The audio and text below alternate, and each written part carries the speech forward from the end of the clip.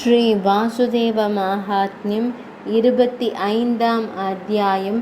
வைராக்கியம், அதாவது பற்றின்மை மற்றும் பக்தி மார்க்கம். நாராயணர் கூறினார், சிறந்த முனிவரே, வைராக்கியத்தின் பண்புகளை இப்போது நான் உங்களுக்கு விவரிக்கிறேன். இது அனைத்து அழியக்கூடிய பொருள்களிலும் முழுமையான ஆர்வமின்மை, மாயை. புருஷரிடமிருந்து எந்த வடிவங்கள் இருந்தாலும் அவை அனைத்தும் இறைவனின் அழிவு சக்தியால், காலா சக்தியால் அழிக்கப்படுகின்றன. ஏனெனில் அவை அவருடைய கட்டுப்பாட்டிற்கு உட்பட்டவை. படைக்கப்பட்ட பொருள்களின் உண்மையற்ற தன்மை மற்றும் ஆன்மாக்களின் உண்மை ஆகியவை நேரடி உணர்வு, அனுமானம் மற்றும் வேத அதிகாரம் மூலம் அறிவுள்ள நபர்களால் தீர்மானிக்கப்பட்டுள்ளன.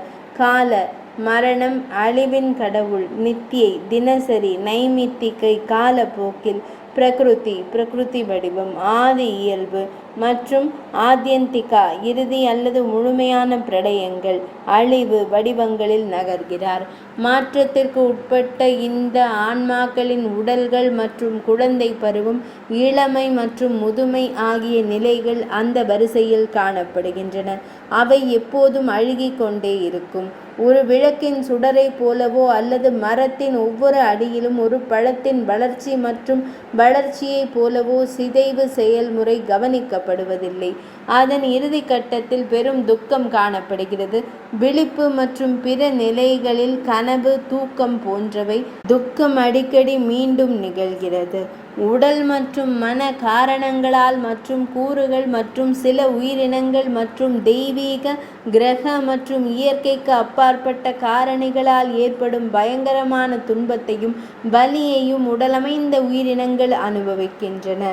இதன் விளைவாக மக்கள் புலம்புகிறார்கள், ஐயகோ, என் மகன் இறந்து விட்டான், என் மனைவி இறந்து கொண்டிருக்கிறாள், ஒரு புலி என் தந்தையை தின்றது, என் மருமகளை ஒரு பாம்பு கடித்து விட்டது, என் மாளிகையின் பெரிய நெருப்பில் என் உடைமைகள் எரிந்து விட்டன. கடவுள் தேவேந்திரன், மழை பெய்யாததால் நான் எப்படி என் குடும்பத்தை பராமரிக்க முடியும்? என் பண்ணை பயிர்களால் செழித்தது, ஆனால் ஐயவோ, குளிர்காலத்தின் தீவிரத்தால் அது நாசமானது. என் பசுக்கள் கொள்ளையர்களால் கடத்தப்படுகின்றன. என் உடைமையில் உள்ள அனைத்தும் சொத்து சூறையாடப்படுகின்றன.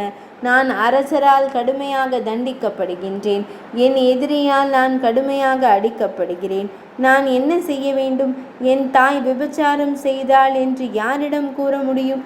எதிரி இன்று என் மனைவியை கடத்தி சென்றான். நான் விஷம் குடிப்பேன். ஐயகோ, என் சகோதரியை மிலேச்சர்கள் கட்டாயமாக அழைத்து சென்றனர். ஐயகோ, என் எதிரி என் பலவீனங்களையும் இரகசியங்களையும் ஊடுருவி சென்றவன் வந்துவிட்டான். நான் காய்ச்சலில் வேதனையான வலியால் இறந்து கொண்டிருக்கிறேன். ஐயகோ, இவர்கள் மரணத்தின் கடவுளான யமனின் தூதர்கள். எல்லா இடங்களிலும் மக்கள் இவ்வாறு புலம்புவதை காணலாம். தங்கள் உடல் நிலைகளின் பிறப்பு மற்றும் இறப்பிற்கு உள்ளாகும் ஒவ்வொரு கணமும் காலப்போக்கில் மனிதர்கள் தங்களிடமிருந்து, அதாவது தங்கள் சொந்த கர்மாக்களின் விளைவாக தோன்றும் வலியால் அவதிப்படுகிறார்கள். முன்னரே தீர்மானிக்கப்பட்ட காலத்தின் துன்பங்கள் மற்றும் வாழ்க்கையின் முடிவில் மரணத்தின் வலி ஒப்பற்றது. மரணத்திற்கு பிறகும் மரணத்தின் கடவுளால் ஏற்படும் தீவிர துன்பம், சித்திரவதை அனுபவிக்கப்படுகிறது. விவிபாரஸ், முளைக்கும் உயிரினங்கள், தாவரங்கள் போன்றவை, வியர்வை, முட்டை போன்ற உயிரினங்களின் இனங்களில் மீண்டும் மீண்டும் பிறப்பது. ஒருவரின் கர்ம விதிகளின்படி ஒரு பலியுடன் இறக்கிறார். இதுவரை நித்திய பிரளயம், தினசரி அழிவு உங்களுக்கு நுணுக்கமான கவனிப்புடன் விவரிக்கப்பட்டுள்ளது. நீங்கள் அதை புரிந்து கொள்ள வேண்டும். இப்போது முனிவரே, நைமித்திகம், கால முறை எனப்படும் பிரளயத்தை நான் தங்களுக்கு விவரிக்கிறேன். பிரபஞ்சத்தை படைத்தவரின், பிரம்மதேவரின் இரவில் ஏற்படும் அழிவு நைமித்திகம், காலமுறை, கலைப்பு அல்லது அழிவு என்று அழைக்கப்படுகிறது. இது ஒவ்வொரு நாளும் கடவுள் பிரம்மதேவரிடம் நிகழ்கிறது. முனிவரே, பிரபஞ்சத்தை படைத்தவரின் நாள் 1000 சதுர் யுகங்களை, 4 யுகங்களின் குழுக்களை கொண்டுள்ளது. அவரது இரவும் அந்த கால அளவை கொண்டது. பிரம்மதேவரின் பகலும் இரவும் ஒன்றாக கல்பம் என்று அழைக்கப்படுகிறது. பிரம்மதேவரின் ஒவ்வொரு நாளிலும் 14 மனுக்கள் உள்ளனர். தர்மத்தின் எல்லைகளை பாதுகாப்பவர்கள். பிராமணரே, முதல் மனு ஸ்வாயம்புவ மனு. பின்னர் அடுத்த மனு ஸ்வாசோஷிக மனு. அவருக்கு அடுத்ததாக தொடர்ச்சியாக உத்தமர், தாமசர், பின்னர் ரைவதர் மற்றும் சாக்ஷுசர், சார்த்ததேவர், அதாவது வைவஸ்வதர், சாவர்ணி, பௌத்தியர், ரௌசியர், பின்னர் மனு பிரம்ம சாவர்ணி, ருத்ர சாவர்ணி என்று அழைக்கப்படுகிறார். பின்னர் மனு மேரு சாவர்ணி என்று பெயரிடப்படுகிறார். கடைசியாக தக்ஷ சாவர்ணி என்று பெயரிடப்படுகிறார். ஒவ்வொரு மனுவின் காலமும் 71 யுகங்கள், 12,000 ஆண்டுகள். தேவர்கள் ஒரு யுகத்தை, மகா யுகத்தை உருவாக்குகிறார்கள். 14 மன்வந்திரங்களின் முடிவில் பிரபஞ்சத்தை படைத்தவரின் மாலை அமைகிறது.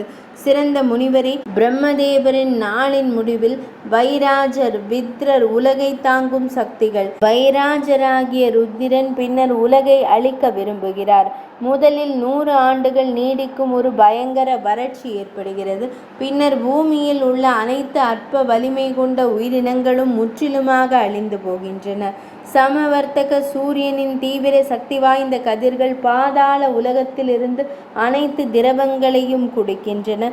பூமியில் உள்ள ஏரிகள், ஆறுகள் மற்றும் கடல்களின் அனைத்து நீரையும் விரைவாக வறண்டு சூரியனின் அனைத்து மக்களையும் அல்லது பகுதிகளை அழிவுக்கு இட்டுச் செல்கிறது.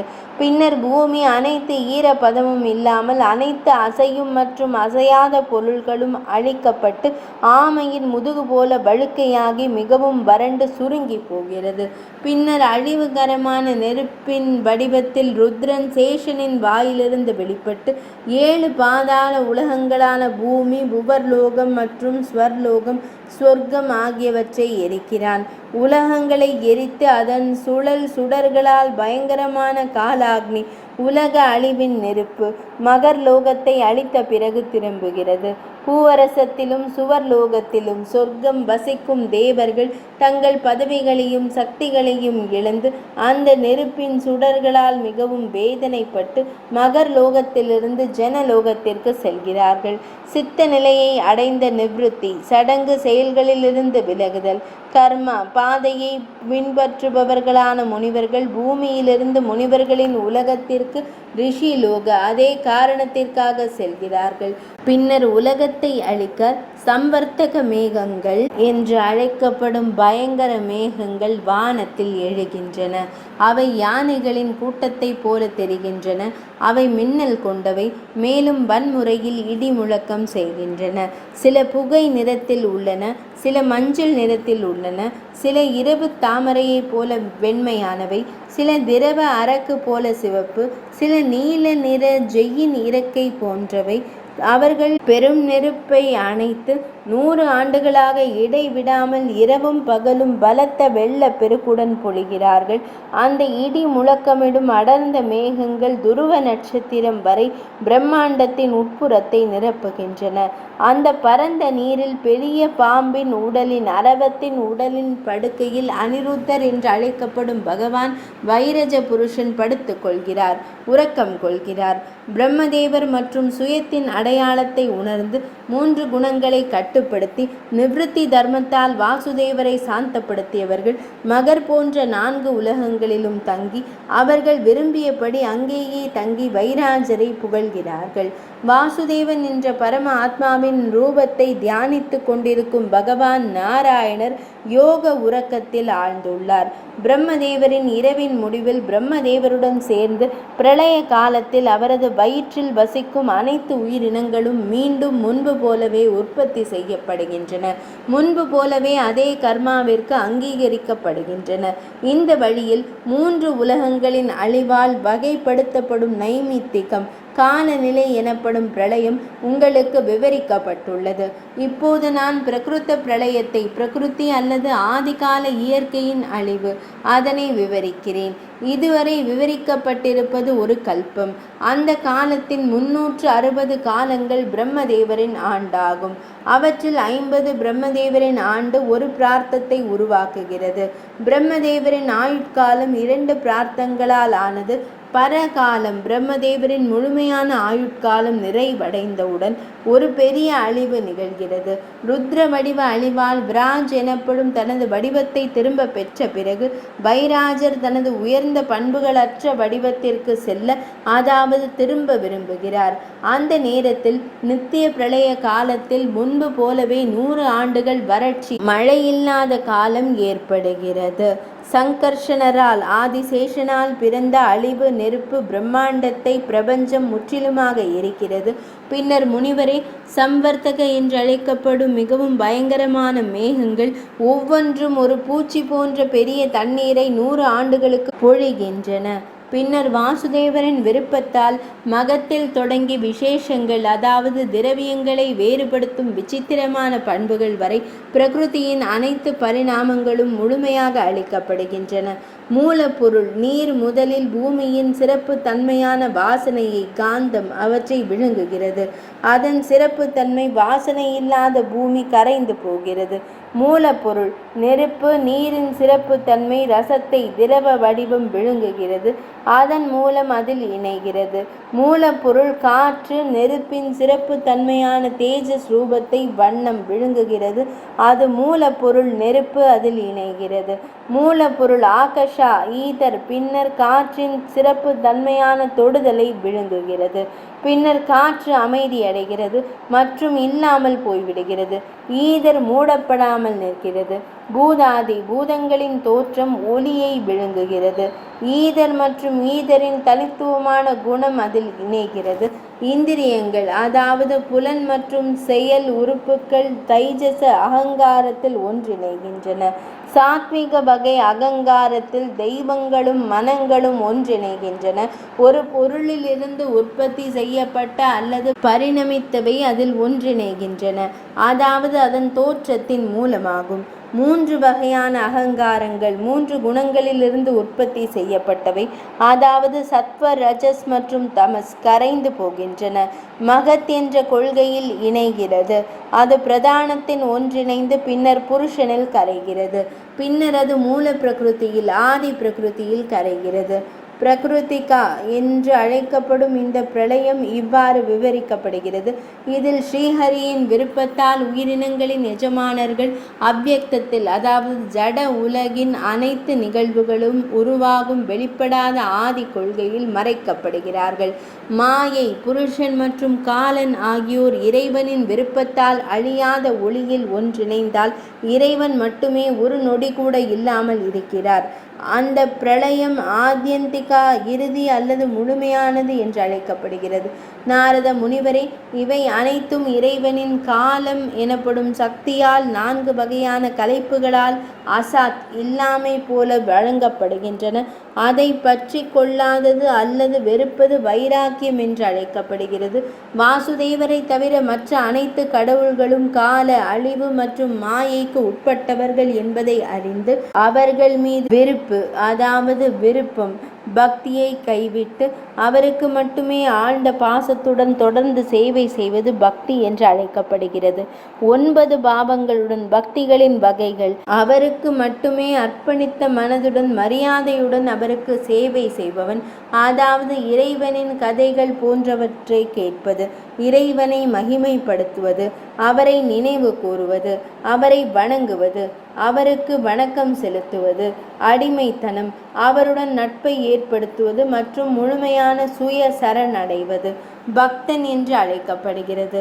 3 முக்கிய கடமைகளுடன் தர்மம் சேர்ந்து செய்யப்படும் பக்தி ஏகாந்திக தர்மம் என்று அழைக்கப்படுகிறது. இது பாகவத தர்மம். இந்த ஏகாந்திக தர்மம் மனிதர்களால் இறைவனுடனோ அல்லது அவரது பக்தர்களுடனோ நேரடி தொடர்பு மூலம் அறியப்படுகிறது. ஆனால் வேறு விதமாக ஒருபோதும் அறியப்படுவதில்லை. மோட்சத்தை விரும்பும் மனிதர்களுக்கு இது போன்ற வேறு எந்த வழியும் இல்லை. இது மனிதர்களுக்கு இறுதி பேரின்பத்தை கொண்டு வருகிறது, மேலும் அனைத்து அசுப மற்றும் தீய விஷயங்களையும் அளிக்கிறது.